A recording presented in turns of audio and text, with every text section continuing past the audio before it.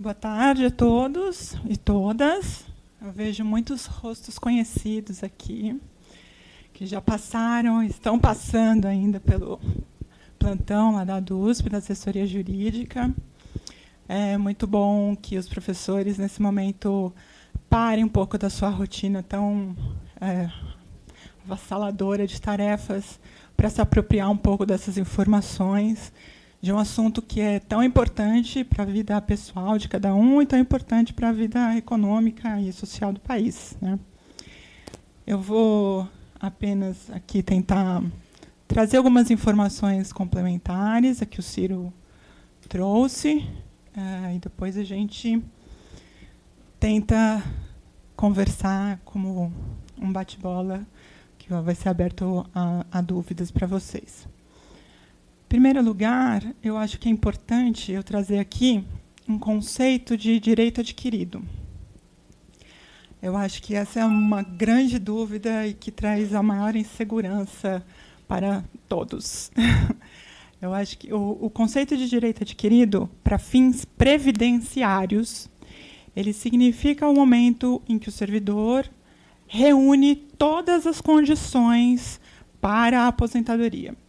Então, como vocês sabem, vocês viram na exposição, os professores hoje, pela emenda 41, pelas regras de aposentadoria, eles têm que reunir uma série de condições.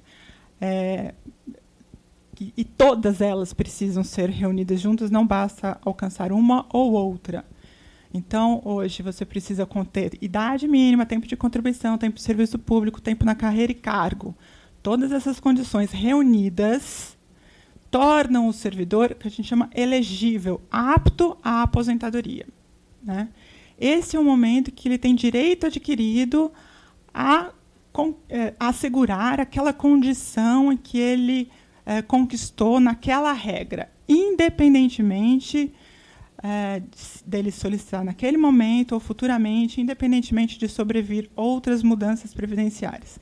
Aí ele fica conquistado e assegurado aquela condição que ela vai se protrair no tempo. Tá? Isso é o que a gente considera direito adquirido, a gente, eu digo o STF. O STF que considera, e a gente não tem nenhuma perspectiva, apesar da formação do STF, de que esse é um conceito que esteja volátil nesse momento. Tá? Então, nesta PEC 287, que está em jogo aqui, há uma previsão expressa do respeito a este conceito de direito adquirido. Tá? Então, o que eu quero dizer com isso é que hoje a PEC não está atingindo os professores aposentados, servidores. Vamos falar de um lato sensu.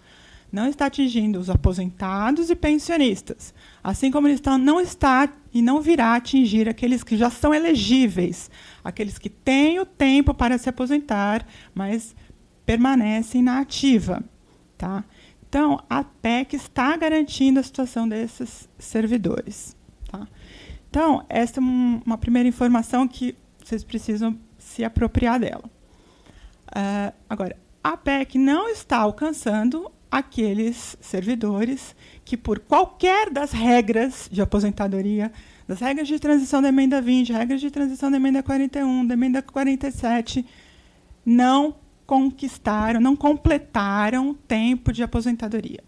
Se faltou um ano, se faltou um mês, esses professores, esses servidores, serão alcançados pela mudança previdenciária. Tá? A emenda 41, ela trouxe, na verdade, uma mudança de paradigma com o que a gente tinha como sistema previdenciário, que era o regime próprio do servidor público. À medida que, a partir do momento da instituição da Previdência Complementar, o servidor público deixou de ter como proventos de aposentadoria o valor da sua remuneração na ativa. Ou o 80% da média, se ele estava naquela regra de transição que ele entrou após 2004. A partir do momento da instituição da Previdência Complementar, o teto do regime geral passou a ser o máximo que ele pode receber de proventos. Isso foi uma grande mudança de paradigma, né? Porque, apesar da diminuição da remuneração total para os 80% das maiores remunerações, não havia esse limite associado à mudança, às regras do regime geral. Tá? Então, a partir do momento da instituição, há este teto.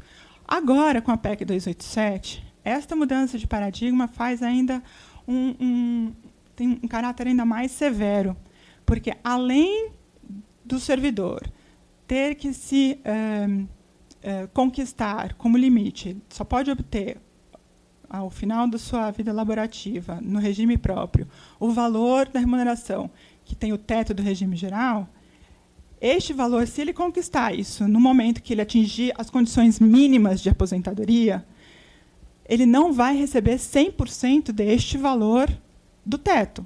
Ele vai ter como valor de partida 70% desse valor. E ele só vai conquistar os 100% se ele chegar aos 40 anos de tempo de contribuição, como o Ciro mencionou. Então, é um valor de partida quando você reúne as condições mínimas de aposentadoria. Tá?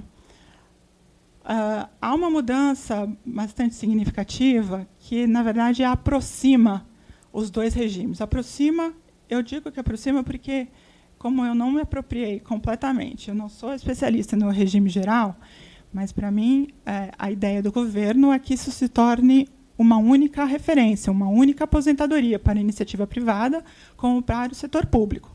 Então, as regras agora são praticamente iguais para ambos.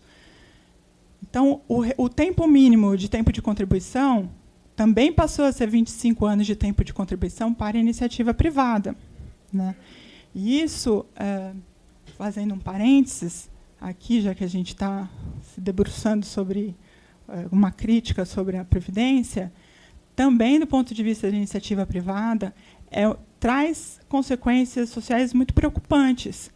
À medida que a gente sabe que a comprovação do tempo de contribuição ela está diretamente relacionada à formalização das relações de trabalho e à necessidade e à influência do grau de escolaridade e do grau de nível de renda dessa pessoa. Então, a gente pode visualizar com absoluta tranquilidade, com clareza, de que completar 25 anos de tempo de contribuição para as classes trabalhadoras mais despossuídas vai ser absolutamente muito difícil.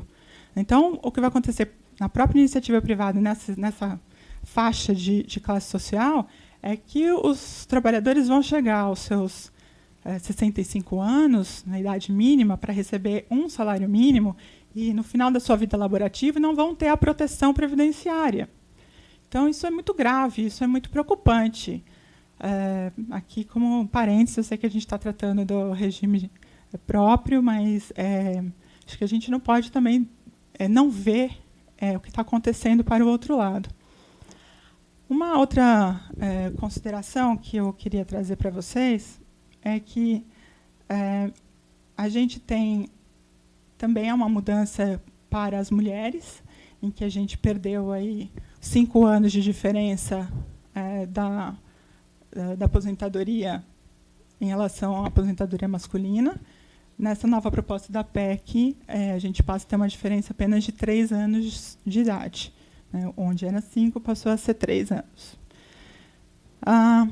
Uma outra consideração é que, não sei se vocês tiveram curiosidade ou leram o estudo que o governo entregou para que aumentar a idade mínima para 65 anos para homem e 62 anos para mulher, que é o novo patamar de idade mínima, segundo a PEC 287, ele traz como estudo as idades mínimas de países como Finlândia, Noruega, Israel, né, e absolutamente despreza e desconsidera a expectativa de vida do nosso país com a expectativa de vida desses países, que é acima de 80 anos.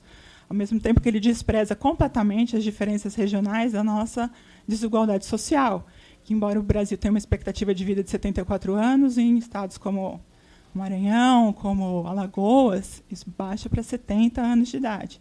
Então, todas essas diferenças e desigualdades sociais não são consideradas aqui. Então, há um corte, um paradigma de idade sem nenhuma preocupação com a realidade brasileira. Tá? A forma de cálculo das novas regras permanentes, na verdade, é o grande diferencial desta PEC 287. Como o Círio comentou, como eu falei, apesar de, ainda que a pessoa alcance o tempo mínimo de aposentadoria, ela não vai receber aquele valor 100% até que ela chegue nos 40 anos de tempo de contribuição. Uma outra observação que eu queria trazer, eu vou ter que tomar um pouco de água, que é uma preocupação que sempre os professores têm quando passam no meu atendimento. Só um instante.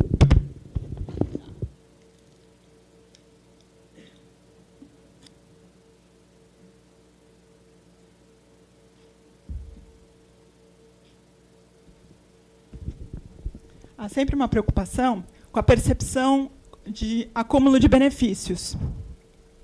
Hoje, a Constituição Federal, ela permite, na verdade, ela veda o acúmulo de aposentadorias, salvo para categorias como os professores e os médicos, porque a Constituição Federal assim diz, que são exceções. Então, em tese, o acúmulo de benefícios, de acúmulo de aposentadorias é vedado, salvo para vocês, para a categoria de médicos. A nova proposta da PEC 287, ela mantém essa condição. Tá? Ela ainda permite que os professores e os médicos acumulem aposentadorias. Mas a mudança aqui está em que antes ela não vedava o acúmulo de aposentadoria com pensão. E agora ela veda.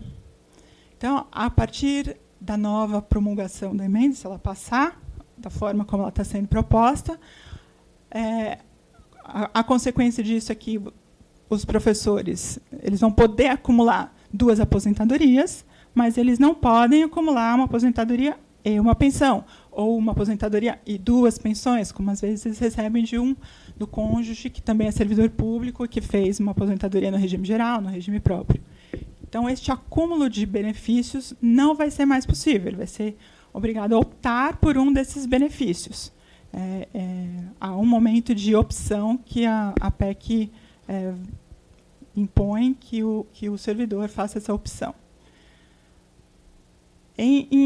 Na prática, o servidor pode acumular uma aposentadoria enquanto ele permanecer na ativa e receber uma outra aposentadoria ou uma outra pensão, mas a partir do momento que ele passar para a inatividade e ele receber a aposentadoria, ele já não vai mais poder acumular o que ele estava acumulando. A grande preocupação que eu tenho em relação a esse ponto é que, diferentemente do que a PEC 287 preservou como direito adquirido em relação às regras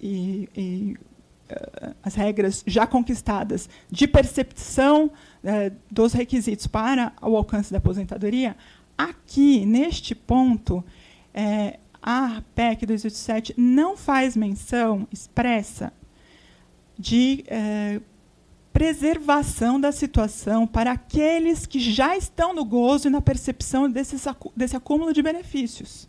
Então, a gente tem uma séria preocupação que, uma vez assim passado, vai haver uma grande discussão, que eu não tenho nenhuma dúvida de que isso é um caso de direito adquirido, mas eu também não tenho nenhuma dúvida de que isso é uma tentativa de derrubar este acúmulo. Então, vai haver uma grande discussão, provavelmente isso vai para a esfera judicial, mas há um risco iminente de que, uma vez publicada essa emenda, que isso se dê, que este acúmulo de benefícios possa ser atingido mesmo para aqueles que já estão no gozo desse acúmulo, dessa percepção de acúmulo de benefícios. Tá? Caminhando aqui para o fim da minha exposição, eu queria lembrar que o cálculo da pensão também vai ser modificado, né? E a novidade é que além de um redutor dos proventos do servidor que venha a falecer, o pensionista vai sofrer um redutor. Para além desse redutor, ele é criado uma cota familiar, que é de 50%, e cada dependente terá uma cota individual de 10% do valor do benefício. Isso significa, diferentemente do que é hoje, quando há uma pensão e cada dependente tem a sua cota à parte, em caso da perda da qualidade de dependente, essa cota-parte não atinge o valor das outras cota-partes dos outros dependentes, agora a proposta é que cada um tendo a sua cota-parte de 10%, uma vez ele é 10% sobre o valor global da pensão. Então, uma vez que um deles perca a qualidade de dependente, todos sofrem a diminuição de 10% do valor global. Todos os dependentes eles não continuam recebendo o valor que era no momento da instituição da pensão. Tá? Essa é mais uma questão. E uma outra questão que, como a proximidade com o regime geral hoje, a pensão também não é mais vitalícia. E isso passará a vigorar assim também. A pensão somente é vitalícia em caso de falecimento do servidor após os 44 anos de idade. Antes dos 44 anos de idade, a pensão tem um tempo... os pensionistas receberão a pensão por um tempo determinado.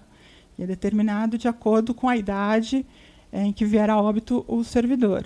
Então, se ele vier a óbito antes dos 21 anos, o pensionista ou a pensionista tem direito a só 3 anos de pensão. Se ele vier a óbito dos 21 aos 25, tem direito a 6 anos de pensão. E assim, cumulativamente, até os 44 anos, assim, consecutivamente até os 44 anos, quando é o único momento em que o pensionista passa a ter direito à pensão vitalícia. Tá? Para finalizar a minha exposição, eu queria dizer o seguinte, chamar a atenção, que é muito importante, de que a PEC trata, nas suas disposições transitórias, e que, se ela for assim aprovada, é o que vai acontecer, ela permite que os estados e os municípios não regulamentem esta PEC, mas eles instituam regras de previdência próprias para os seus servidores. Né? E os estados e municípios terão 180 dias a partir da promulgação da emenda para instituir essas regras próprias. Então, se este cenário já não parece muito bom, como não é, a gente pode ter uma situação ainda muito pior, se tratando do governo do Estado de São Paulo. Né? Ou não, como diria Caetano, mas a gente pode esperar que sim. Tá? Então, é mais preocupante ainda permitir que os estados tenham outras, e isso vai trazer dificuldades enormes nas diferenças dos estados e dos municípios. Tá? Muito obrigada.